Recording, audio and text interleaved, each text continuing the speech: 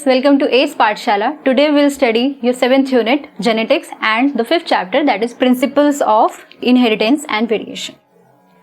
Okay, let's talk about genetics. From where this term came? सबसे पहला question यही होता है कि ये टर्म कहाँ से आया. मतलब बहुत सालों से ये चलता आ रहा है कि लाइक एनिमल, कोई भी animal, like if we are talking about a dog और अ कैट और a bird, each one of them is giving rise to similar kind of their own. मतलब अगर बर्ड है तो वो बर्ड ही प्रोड्यूस कर रही है, डॉग है तो डॉग ही प्रोड्यूस कर रहा है. ओके, तो to know about all these things, अब इस चीज को जानने के लिए there was a scientist that his name was Gregor Mendel.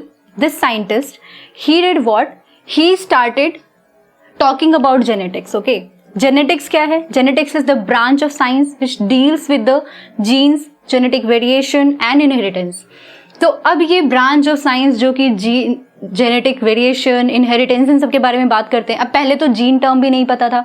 तो this scientist Mendel, he is also called as father of genetics. Okay, he is the one जिन्होंने सबसे पहले स्टार्ट किया कुछ एक्सपेरिमेंटेशन, वो भी किस पे? प्लांट्स पे, इन केस ऑफ प्लांट्स. और वो प्लांट था Pisum sativum, right? Pisum sativum, that is Pisum is genus and sativum is species, that's why they have been underlined. Okay, Pisum sativum, जिसको हम in general बोलते हैं pea plants, right? Okay, इनका ये experiment was very long. It went down like 6 to 7 years, like 1856 to 1863. तो इन्होंने क्या किया, इन्होंने पाइजम सेटाइवम प्लांट लिया, इसको एज अ मॉडल ऑर्गेनिज्म इन्होंने चूज किया. अब मॉडल ऑर्गेनिज्म किसको बोलते हैं? मॉडल ऑर्गेनिज्म कुछ भी हो सकता है, like it can be any animal, any plant, but depending upon few facts. जैसे मॉडल ऑर्गेनिजम्स जो होते हैं वो इजीली अवेलेबल होने चाहिए, पहला फैक्ट. दूसरा, जितने भी मॉडल ऑर्गेनिज्म है वो हम उनको मेंटेन आराम से कर सकें, लाइक इजी टू मेंटेन होने चाहिए. नेक्स्ट, उनकी लाइफ साइकिल शॉर्ट होनी चाहिए. And most of the information जो हमें मिलनी चाहिए, मतलब जो मोस्ट इंफॉर्मेशन है हमें उनकी पता होनी चाहिए. These are few basic facts about model organisms. Like other model organisms जो हम यूज करते हैं, जैसे ड्रोसोफिला हो गया, ज़ीब्रा फिश हो गया, इन केस ऑफ एनिमल्स. तो हम इसके बारे में आगे सब फर्दर चैप्टर्स में बात करते रहेंगे जब जब इनकी नीड पड़ेगी. For this time point, Pisum sativum और pea plant was a model organism for Mendel's experiment for proving or studying genetics. Okay, तो इन्होंने क्या किया, इन्होंने जब स्टडी करना स्टार्ट किया तो इनको पता लगा कि ओके, अगर हम किसी भी प्लांट को देखते हैं तो देयर आर सेवरल फैक्टर्स. उसको उन्होंने फैक्टर्स बोले थे. इन्होंने स्टार्ट में उन चीज़ों को बोला था फैक्टर्स. हम लोग इसको थोड़ा सा हाईलाइट करके रखेंगे क्योंकि हम इनके बारे में अभी आगे फिर बात करेंगे. Okay, factors. तो इन्होंने कुछ फैक्टर्स चूज किए और इन्होंने कहा कि ओके फाइन, लेट्स सी कि क्या होता है. और इन्होंने ऐसे ही रैंडमली ये चीज नहीं देखी. क्या हुआ कि when he grew the plants in जो भी उनका गार्डन था अपने घर के बाहर के स्पेस में या कहीं पर भी, वेयर जहाँ पे इन्होंने क्या किया, कुछ प्लांट्स की सेल्फिंग कराई, क्योंकि artificial pollination is very very simple in case of Pisum sativum. तो वहाँ पे आप उसको आर्टिफिशियली पॉलिनेट कर सकते हो. आई थिंक इसके बारे में आपने पिछले चैप्टर में पढ़ा होगा, दैट इज रिप्रोडक्शन.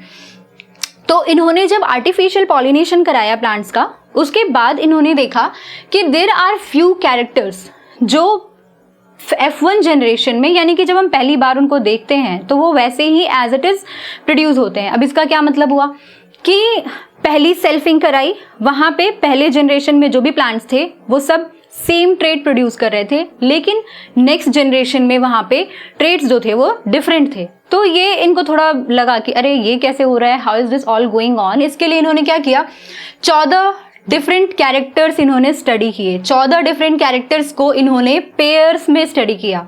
यानी कि अगर हम कैरेक्टर्स की बात करें तो जैसे अगर हम पेयर्ड कैरेक्टर्स की बात करें, जैसे सीड शेप कुड बी इधर राउंड और रिंकल्ड. ठीक है, वैसे ही सीड कलर या तो येलो हो सकता है या फिर ग्रीन हो सकता है, flower colour violet, white and so on. Okay, तो all there are 2 types of traits, that is dominant and second one is recessive. Dominant traits वो होते हैं जो खुद को डोमिनेट करते हैं, like in their presence recessive one जो है वो अपने आप को एक्सप्रेस नहीं करेंगे। अब इसको हम एक एग्जाम्पल के तौर पे देखेंगे कि ये कैसे होता है। Before talking about laws of dominance या मेंडल ने जो भी एक्सपेरिमेंट्स किए थे, हमें फ्यू टर्म्स को समझना बहुत जरूरी है। दैट इज डोमिनेंट क्या होता है, रेसेसिव क्या होता है, what is genotype, what is phenotype, what is homozygous, what is heterozygous. Okay fine. तो सबसे पहले हम ये लेते हैं टर्म डोमिनेंट। अब डोमिनेंट का मतलब होता है नॉर्मल नेचर में भी डोमिनेटिंग नेचर। ओके, तो हियर इज डोमिनेंट, यानी कि इन इट्स प्रेजेंस क्या होगा, जो रेसेसिव कैरेक्टर्स हैं वो अपने आप को एक्सप्रेस नहीं कर सकते हैं। तो हम डोमिनेंट को जनरली क्या करते हैं, अपर केस लेटर से एक्सप्रेस करते हैं। जैसे कि फॉर एग्जांपल अगर हम टॉल की बात करें तो कैपिटल टी ले लेते हैं, और रेसेसिव को अगर एक्सप्रेस करना है तो हम उसको लोअर केस लेटर से एक्सप्रेस करते हैं, दैट इज स्मॉल टी। ठीक है, ओके। अब कौन कब कहाँ कैसे एक्सप्रेस होगा वो हम जब पुनेट स्क्वायर पढ़ेंगे तब will discuss. Genotype and phenotype. Genotype का मतलब होता है this means genetic constitution. Okay, genetic constitution का क्या मतलब हुआ कि वो जेनेटिकली उसके अंदर कौन कौन से जीन्स प्रेजेंट हैं। अब ये टी है या ये टी है या ये दोनों कॉम्बिनेशन में है या ये वाले दो हैं या ये वाले दो हैं, उसके बारे में हम बात करते हैं तो हम उसको जेनेटिक कॉन्स्टिट्यूशन बोलते हैं। ठीक है, तो वो हो जाता है किसी भी प्लांट, किसी भी ऑर्गेनिज्म का वो जीनोटाइप। किसी भी ट्रेट के बारे में अगर हम बात करें। अब फिनोटाइप क्या होगा, फिजिकल अपीयरेंस। ठीक है, और या फिर आप इसको मॉर्फोलॉजिकल अपीयरेंस भी बोल सकते हैं। तो फिजिकल अपीयरेंस का मतलब हो गया, अब कोई भी प्लांट लंबा है, छोटा है, मोटा है, बड़ा है, जो भी है, तो दैट वी कैन सी। तो जो चीजें या फिर कलर ऑफ प्लांट अगर हम देख सकते हैं, that is called as phenotype. Next is homozygous. Homo मतलब होता है सेम। तो वो जीन्स जिनमें दोनों एलील्स जो हैं वो सेम हैं उनको हम होमोजाइगस बोलेंगे। और हेट्रो का मतलब होता है डिफरेंट, यानी वो जीन्स जिनमें दोनों एलील्स डिफरेंट होते हैं उनको हम हेट्रोजाइगस बोलते हैं। ओके, तो मेंडल ने जब ये फैक्टर्स स्टडी किए थे तो जो भी उन्होंने कैरेक्टर स्टडी किया उसको उन्होंने फैक्टर्स बोला था, जो हम यहाँ कह रहे थे। There was a scientist whose name was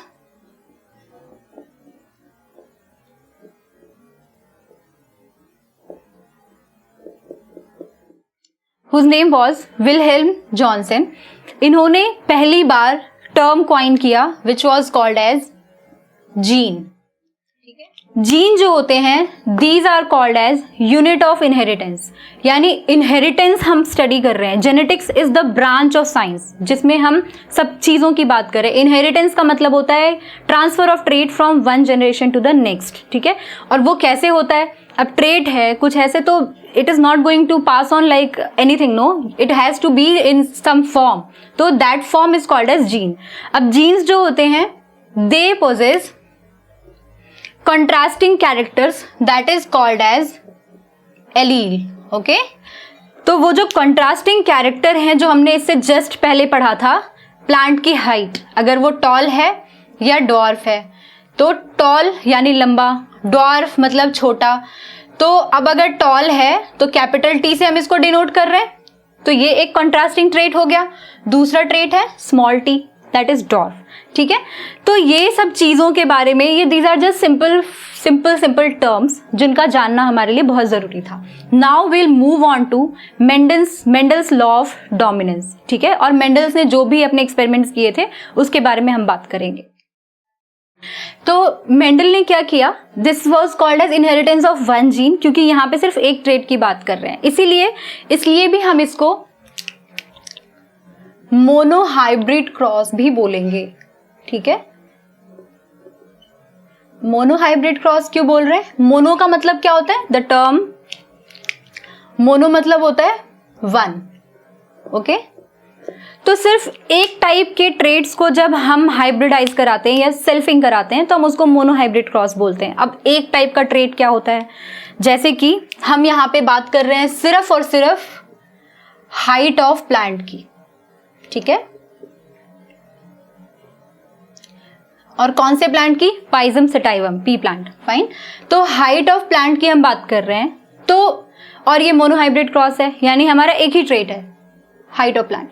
वो या तो प्लांट हमारा या तो टॉल होगा या तो फिर ड्वार्फ होगा। होना तो यही चाहिए था नेचर में, बट ऐसा नहीं होता है। तो हम क्या करते हैं, अगर आप कोई भी टॉल प्लांट ले रहे हैं, ठीक है, और उसको आप ड्वार्फ के साथ क्रॉस करा रहे हैं, यानी कि आपके पास यहाँ पे 2 कैपिटल टी है और यहाँ पे ड्वार्फ में जो है आपके पास 2 स्मॉल टी है, ठीक है। जीन जो है कभी भी पेयर ऑफ एलील्स होते हैं, ठीक है, तो वो कभी भी ऐसा नहीं है कि आप एक टी लिख दो कि वो एक टी जो है वो पूरा एक फिनोटाइप देगा, no, it should be in pair, either capital T हो सकता है, स्मॉल टी हो सकता है, कैपिटल स्मॉल हो सकता है, can any combination can work, right. तो इसको हम बोल रहे हैं, मान लीजिए parental generation, that's why it is called as P. Say for example parents हैं, आप लोगों ने मियोसिस पढ़ा है 11th क्लास में, राइट। तो मियोसिस क्या होता है, सेग्रीगेशन ऑफ गैमीट्स होते हैं, वहां पे गैमीट्स बनते हैं, गैमीट्स जो होते हैं हेप्लॉइड होते हैं, तो ये सब चीजें आप ऑलरेडी पढ़ चुके हो। तो यहाँ पे देखिए, अगर ये गैमीट्स बना रहा है, मान लीजिए हम इसको जी बोल रहे हैं, तो जो इसमें गैमीट्स बनेंगे वो 4 बन जाएंगे, ठीक है। अब अगर आप इन गैमीट्स को क्रॉस कराओगे तो यहां पे क्या होगा, आपके पास F1 जनरेशन आएगा, ठीक है। अब F1 जनरेशन में क्या होगा, आपके पास या तो कैपिटल टी स्मॉल टी और यहां पे भी एक capital T small T, cross हो गया, मतलब crossing with each other, pollination हो रहा है, क्रॉस हो रहा है, ये फ्यूज कर रहे हैं, हाइब्रिड बना रहे हैं। तो यहाँ पे आपके पास F1 जनरेशन में क्या आएगा, capital T small T and capital T small T, ठीक है। तो अब आपको मान लीजिए ये F1 जनरेशन में जो आपको रिजल्ट्स मिले हैं, आपको उसको सेल्फ कराना है। अब यहाँ पे आप क्या करोगे, नेक्स्ट पॉइंट में आप सेल्फिंग कराओगे इनकी, ठीक है, इनकी। तो जब आप इनकी सेल्फिंग कराते हो तो आपको कुछ ऐसे करके सेग्रीगेशंस मिलेंगे, ठीक है। आपका एक टी यहां आ गया, दूसरा टी यहां आ गया, तीसरा टी यहां है और ये मान लीजिए आपके पास यहां पे है, ठीक है। और यहां पे जब भी हम सेल्फिंग की बात करते हैं तो हम यहां पे बात करते हैं कि 1 शुड बी मेल, मान लीजिए ये वाले जो पार्ट है ये हमारा मेल का हो जाएगा, and other should be female. तो यहां जो कुछ भी आपको मिलेगा that will be called as F2 generation, ठीक है, that is called as second filial generation, ठीक है। तो ये F2 जनरेशन में आपको क्या मिल रहा है यहाँ पे, अब आप देखिए जब आप सेल्फिंग कराएंगे तो आपको मिलेगा ये और ये आपस में क्रॉस होंगे, कैपिटल टी बनेगा, ठीक है, इन दोनों की वजह से। Okay, let's do one thing, what I can do is capital T, this will make it easier to understand, okay। फिर यहाँ पे आ जाएगा हमारे पास स्मॉल टी कैपिटल टी। तो आपको क्या लगता है ये तरीका सही है लिखने का? नहीं। जब भी कभी डोमिनेंट ट्रेट आपके रेसेसिव ट्रेट के साथ होते हैं तो आपको पहले आपका डोमिनेंट ट्रेट ही लिखना होता है, इसलिए आप इसको डोमिनेंट एलील ही लिखना होता है। तो आप पहले कैपिटल लिखेंगे और उसके बाद ही आप यहाँ पे स्मॉल लिखेंगे, ये सही तरीका है, ठीक है। यहाँ पे भी यानी कि अगर मैं चाहूँ कि स्मॉल टी पहले लिखूँ और कैपिटल बाद में, no, that is wrong. I have to write down like this and then only this, और यहाँ पे तो whosoever comes first because दोनों small हैं। Can you understand from here कि आपके जो ट्रेड्स हैं वो कैसे सेल्फ कर रहे हैं? और ये हमने एक स्क्वायर के फॉर्म में बनाया है। ये जो स्क्वायर है ये एक साइंटिस्ट ने डिवाइस किया था, उनका नाम था पुनेट। तो इन्होंने इसको, this is a mathematical probability table, okay. यहाँ पे हम प्रोबेबिलिटी फाइंड आउट करते हैं कि ओके ठीक है ये कैसे कैसे क्रॉस करेंगे और कितना प्रोबेबिलिटी है कि कहाँ क्या आएगा, ओके। तो let's not go into that deep side. हम लोग अभी सिंपल अपना बायोलॉजी, अपनी 12th क्लास की बायोलॉजी और नीट एग्जाम्स के ऊपर फोकस करते हैं। तो यहाँ पे क्या है, अब देखिए यहाँ पे, अब आपको यहाँ पे सारी चीजें मिल गई है। Now you have to identify what will be the phenotype and what will be the genotype of the plant, right? तो अब अगर मैं बात करूं फिनोटाइप की, यहां पे हम पहले लिखेंगे फिनोटिपिक रेशियो। अब फिनोटिपिक रेशियो क्या होगा भाई? फिनोटिपिक रेशियो का मतलब हो गया ये आपका प्लांट दिखने में कैसा है, ठीक है। तो जहां पर भी आपके कैपिटल टी प्रेजेंट है वहां पे वो आपका डोमिनेटिंग ट्रेट एक्सप्रेस करेगा। यहाँ पे टॉल क्या था? आपका डोमिनेटिंग ट्रेट था, इसलिए ये प्लांट क्या होगा? टॉल होगा। फाइन। यहाँ पे भी क्या है? एक कैपिटल है और एक स्मॉल है, तो यानी कैपिटल के प्रेजेंस में, यानी डोमिनेटिंग ट्रेट्स के प्रेजेंस में recessive traits can not express themselves, that's why dominant trait जो होगा उसका ही फिनोटाइप यहाँ पे आएगा, यानी ये प्लांट भी क्या होगा? टॉल। लाइकवाइज यहाँ पे भी this is same and that's why यहाँ पे भी ये टॉल होगा। Here you can see dominant allele तो है ही नहीं, डोमिनेंट एलील अगर एब्सेंट है इट मीन्स यहाँ पे recessive allele that is dwarf जो है उसका कैरेक्टर एक्सप्रेस होगा, ठीक है। तो दैट मीन्स आपका फिनोटिपिक रेशियो क्या हुआ? यानी कि आपके पास दो ही टाइप का तो फिनोटाइप हुआ ना, टॉल है प्लांट या तो ड्वार्फ है। तो आपके पास टॉल प्लांट्स कितने हैं? 1 2 3, तो दिस इज 3:2। ड्वार्फ कितना है? 1। That's how it comes as 3:1 का ratio is the phenotypic ratio for monohybrid cross, ठीक है। Now let's talk about its genotype, कि अब इसका फिनोटाइप तो हमने पता कर लिया, नाउ इसका जीनोटिपिक रेशियो क्या होगा। जीनोटिपिक रेशियो का मतलब हुआ कि जेनेटिक कॉन्स्टिट्यूशन कैसा है। अब आप यहाँ पे देखें, पहला जेनेटिक कॉन्स्टिट्यूशन क्या है? कैपिटल टी और कैपिटल टी का। दैट मीन्स कि आपके पास जो पहला जेनेटिक कॉन्स्टिट्यूशन है वो है कैपिटल टी और कैपिटल टी का, ठीक है। दूसरा जेनेटिक कॉन्स्टिट्यूशन क्या है? कैपिटल टी है और स्मॉल टी है, ओके। तीसरा देखें जरा क्या है, फिर से कैपिटल टी स्मॉल टी है, तो इसको रिपीट नहीं करते, ठीक है। फिर यहाँ पे क्या है आपके पास? स्मॉल टी है और स्मॉल टी है, फाइन। अब देखिए आपके पास कैपिटल टी कितना है? सिर्फ एक, तो यहाँ पे आप 1 लिख दें। कैपिटल टी स्मॉल टी कितने हैं? 1 और 1 2, तो यहाँ पे आप इसको 2 लिख दें।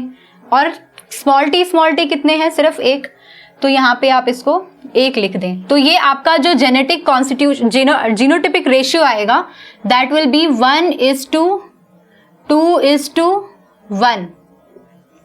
So the genotypic ratio of monohybrid cross comes as 1:2:1, यानी phenotypic ratio 3:1 and genotypic ratio will come as 1:2:1। अब based on this monohybrid cross Mendel ने 2 लॉज दिए। पहला लॉ था लॉ ऑफ डोमिनेंस। अब लॉ ऑफ डोमिनेंस का क्या मतलब हुआ कि हर फैक्टर जो होता है वो जो डोमिनेटिंग फैक्टर होगा सिर्फ वही एक्सप्रेस करेगा, ठीक है। और हर प्लांट में या हर एनिमल में या किसी भी ट्रेट के लिए, यानी कि कोई भी एक कैरेक्टर की बात करते हैं अगर हम, जैसे कि height of plant, seed colour, flower colour, pod shape, जो भी है उसमें 2 कंट्रास्टिंग कैरेक्टर्स होंगे, एक डोमिनेटिंग होगा एक रेसेसिव होगा। और डोमिनेटिंग जो होगा सिर्फ वही एक्सप्रेस करेगा अपने ट्रेट को या अपने कैरेक्टर को। That's why this is called as law of dominance. This was given based on the monohybrid cross performed by Mendel. And second law was called as law of segregation। Law of segregation का मतलब हो गया कि जितने भी parental traits होते हैं वो 50-50 ट्रांसफर होते हैं, ठीक है। यानी कि एक ही एलील, एक ही जीन में दोनों एलील्स नहीं जाएंगे। अगर कैपिटल टी है हमारे पास, तो जब गैमीट बनेगा तो ये कैपिटल टी ऐसे आएगा, ऐसा नहीं हो जाएगा कि ये दोनों मिलकर के गैमीट बना दे, नो। और आपको पता है कि यहाँ पे मियोसिस होती है, मियोसिस में क्या होता है? हैप्लॉइड कंटेंट आता है। तो जब भी गैमीट के अंदर हैप्लॉइड कंटेंट आएगा इट मीन्स कि आपके पास सिर्फ एक ही टी आएगा, ठीक है। पेरेंट से गैमीट तक जीन ट्रांसफर की बात करते हैं तो वहां पे सेग्रीगेशन जो होता है वो 50-50 होता है। आई होप आपको ये टॉपिक समझ आया होगा। और इसके बाद in the next video we will talk about dihybrid cross, incomplete dominance and further rest जो भी आपके चैप्टर में, और codominance, and there are several other factors and other things we are going to study. And जो भी आपकी queries हैं आप कमेंट बॉक्स में ड्रॉप कर दें। I will try my level best कि मैं उनको आंसर कर सकूं। And all the best, thank you.